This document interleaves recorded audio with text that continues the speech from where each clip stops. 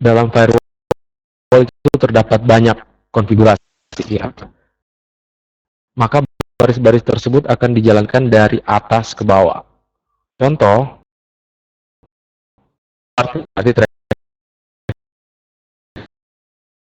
berikut memperlihatkan konfigurasi firewall filter yang hanya mengizinkan klien 1.2, 1.3, dan 1.4 untuk mengakses internet. Kita lihat ya,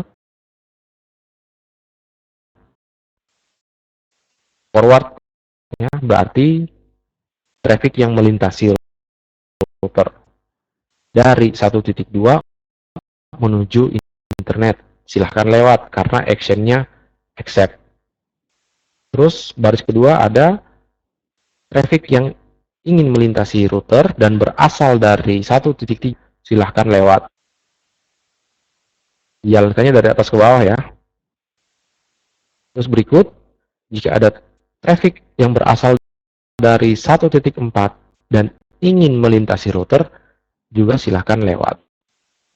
Selain itu, jika ada 1.5, 1.6 yang ingin melintasi router, itu tidak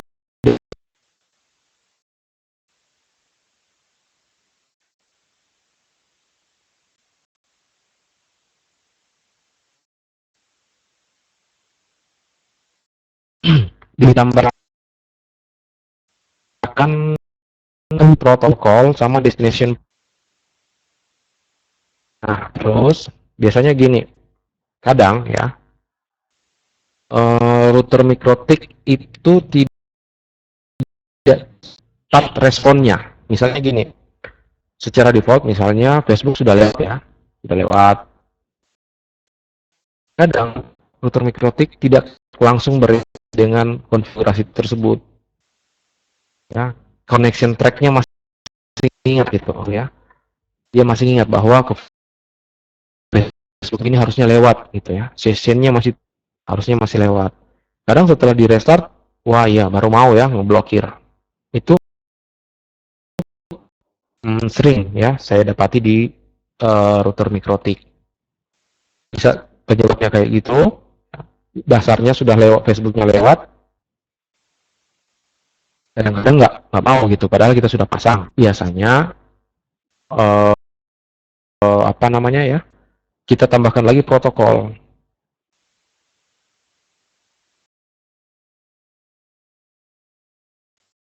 Filter pun kadang-kadang gitu. Saya sering gitu ya, filter. Awalnya sih nggak bisa, maunya kan kalau filternya kita buka langsung lewat ya. Oh, agak lama dia gitu baru lewat. Tapi kalau tiba-tiba di restart nggak bisa.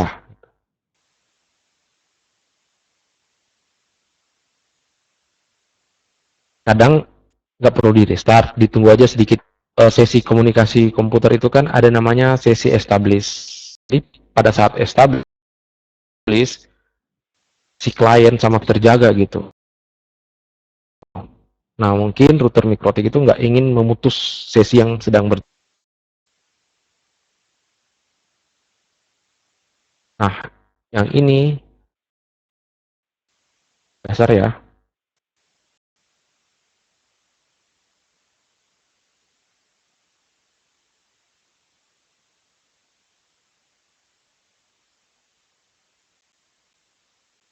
Nah kan konfigurasi firewall yang akibatnya tidak ada komputer klien yang bisa internet. Kenapa? Ini blokirnya ditempatkan di atas. Terus ngeblokirnya sudah satu network ya, satu blok. Jadi pas trafficnya datang, ini ya sudah, baik 1.2 maupun 1.3, 1.4 itu akan kena di baris yang ini. Akhirnya semua kena drop. Termasuk yang 2, 3, 4. Ini nggak ada artinya lagi. Baris yang di bawah ini itu nggak ada artinya lagi. Jadi harus disusun yang apa ya sehingga sesuai gitu urutannya.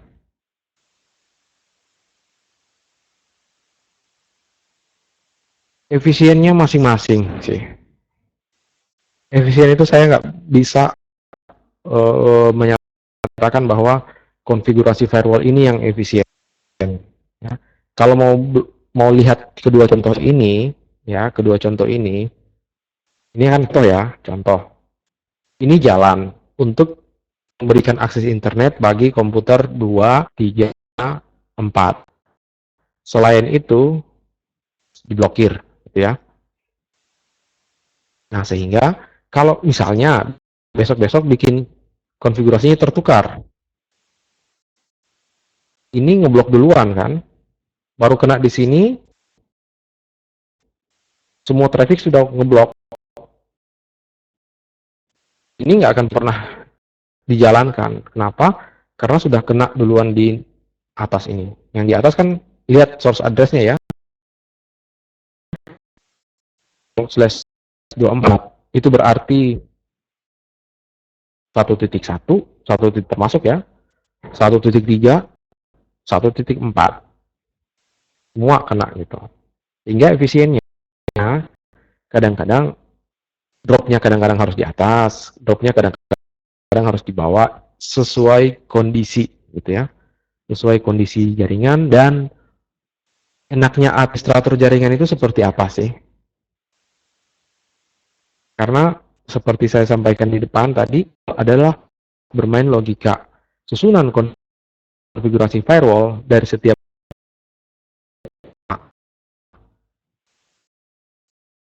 ya, programmer itu scriptingnya, codingnya pasti beda-beda gitu. Tapi hasil akhirnya sama. Nah, kondisi seperti ini ya, yang ngeblok tadi memang seperti ini.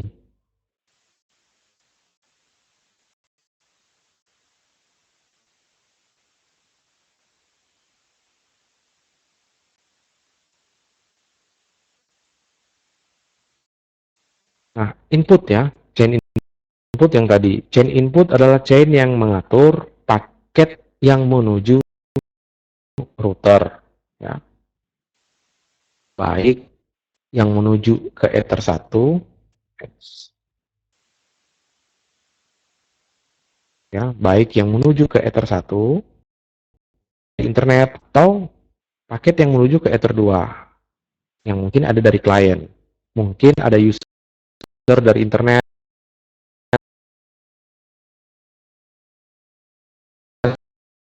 itu akan ditangani oleh put. Atau mungkin juga dari sisi klien ada orang yang ping Ether 2 kita. Itu juga akan ditangani oleh chain input. Nah, sehingga chain inputnya ya digunakan untuk diakses terhadap router.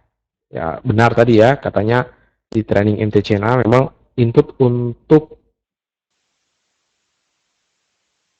input itu untuk protektif router kita. Iya, memang benar, memproteksi router kita.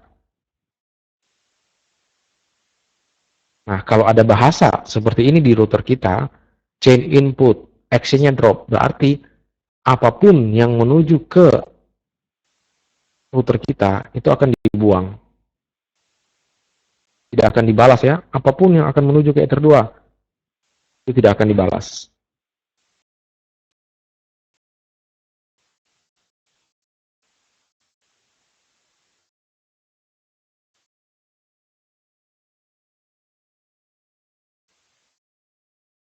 Nah, komputer kita komunikasinya dua arah, chain input erat kaitannya dengan chain input ya, erat kaitannya dengan chain output. Demikian pula sebaliknya. Misalnya, contoh ya, ada klien yang melakukan ping terhadap router. Contohnya, kliennya 1.1. Ini adalah input. Kenapa? Karena menuju router. Dan biasanya akan membalas ya, balas. Nah, pada saat balas, trafficnya itu kategorinya adalah output. Kenapa output? Karena keluar dari router ya. dari router.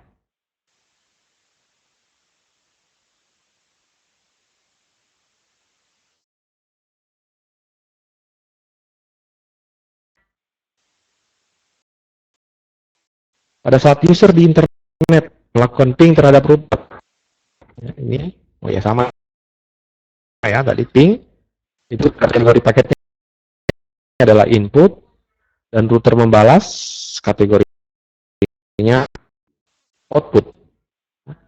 Saya ganti warnanya ya. Ini input, masuk ke router,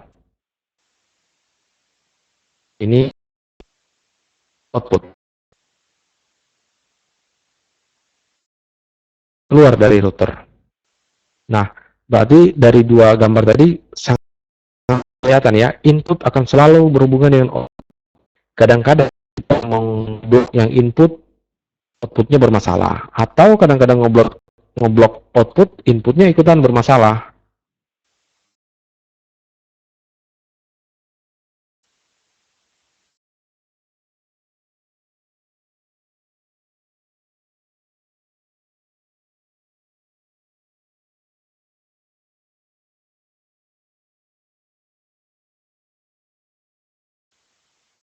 Di sini DSP atau Google atau di internet membalas ping tersebut, itu paketnya kategorinya adalah input.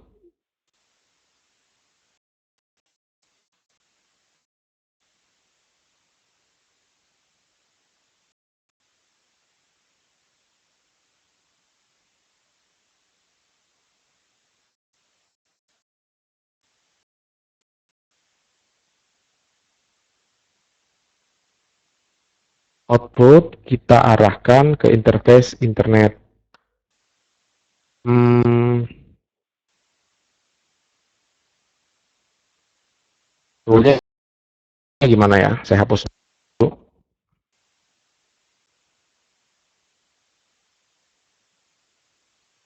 Contoh ya, output ke internet tersatu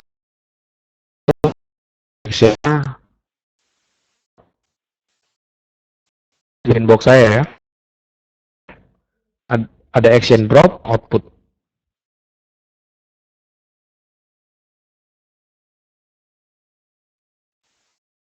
Ping Google saja nggak akan keluar ya.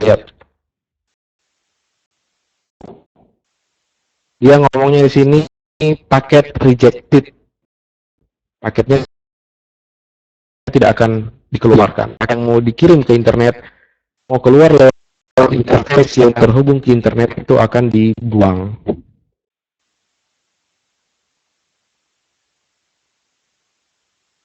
Ada ya, masih ada kondisi-kondisi tertentu paket output harus kita perhatikan. Mungkin selama ini ya hanya mementingkan yang input ya. Ternyata output juga harus perhatikan.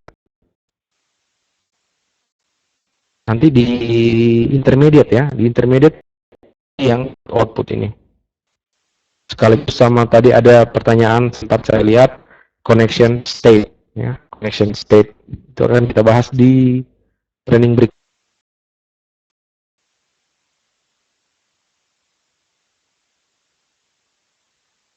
Nah ini kan nama input sama output kita bahas di intermediate. Mungkin tadi input.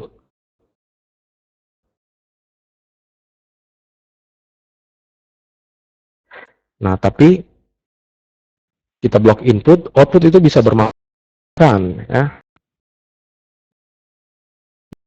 Kan di tanggal 19 sampai intermediate ada routing ya. Nanti di intermediate ada materi routing,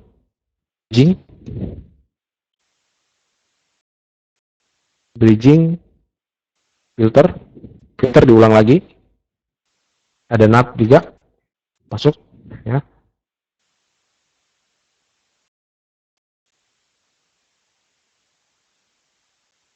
ada dasar dari mengal-mengal, ya kan, bingung-bingung ya, mengal-mengal, ya tetap tetap bebas lah, free.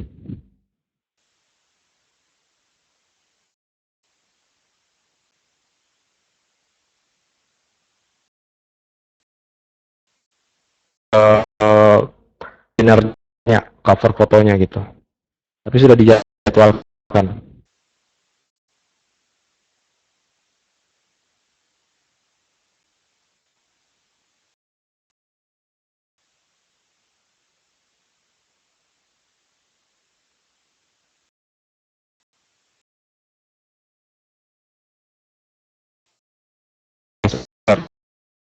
Gitu.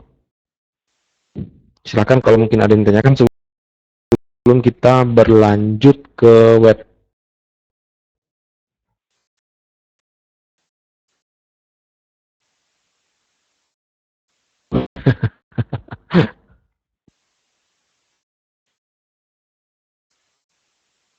Jangan bolos.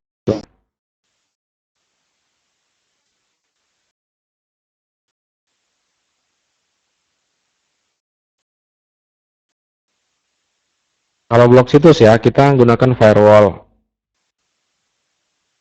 Contoh ya, blok situs enak itu sebenarnya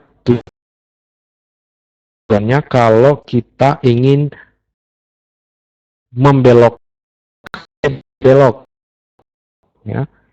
Kita sebenarnya mengganti, tadi kita pelajari IP paket ya, address-nya.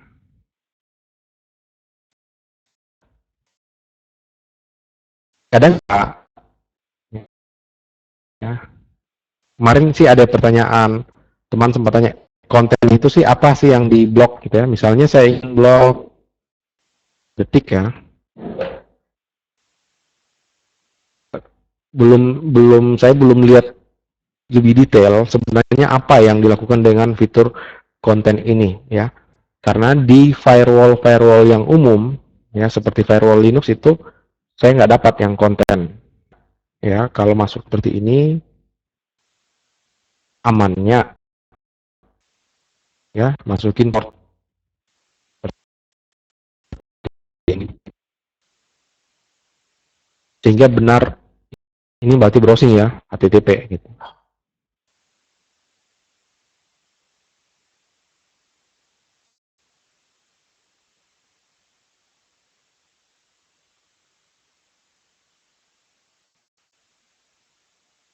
Silakan kalau ada lagi.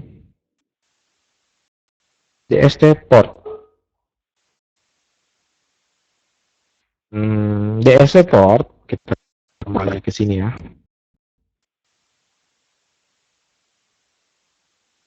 DST port. Oke, silakan. Saya upload dulu yang web proxy ya.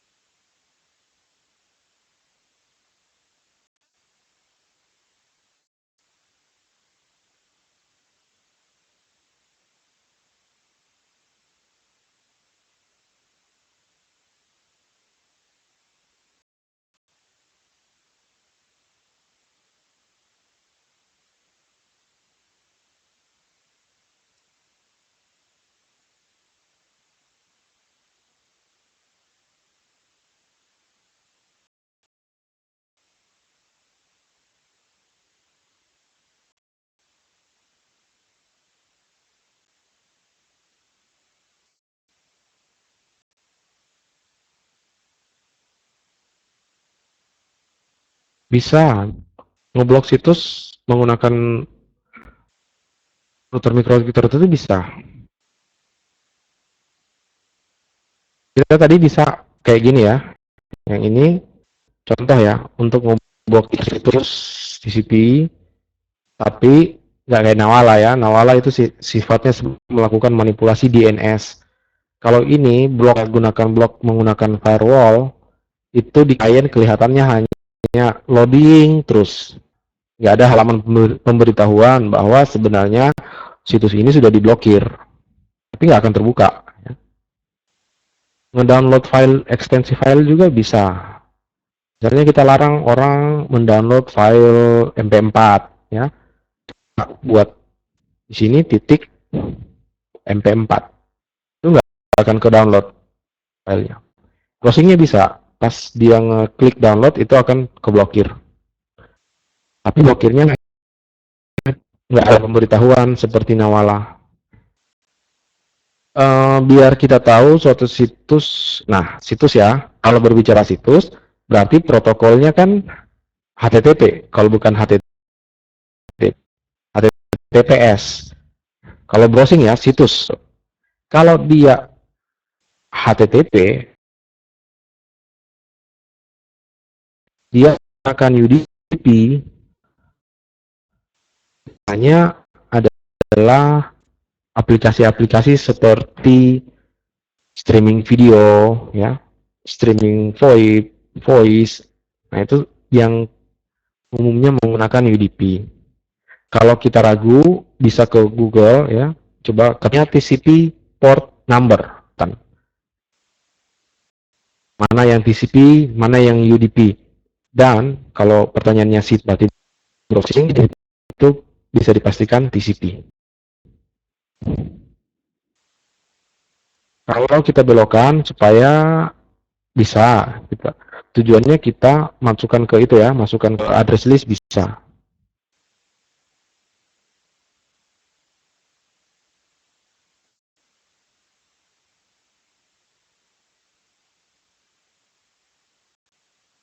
Address list, film miskin, terus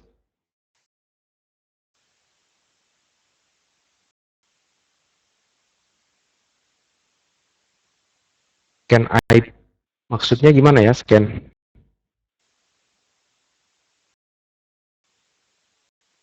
Bisa, cuman kan pertanyaannya itu agak sulit. Kita mau tahu IP-nya, tapi bisa. Misalnya ingin nangkap gitu ya, nangkap suatu IP address dari sebuah situs, bisa kita gunakan firewall, konten seperti tadi, namun action-nya kita pilih add destination to address list. Jadi kalau mungkin begini, MP4 bisa download film, bisa seperti ini. Terus ya, di add dulu kan, baru dibuat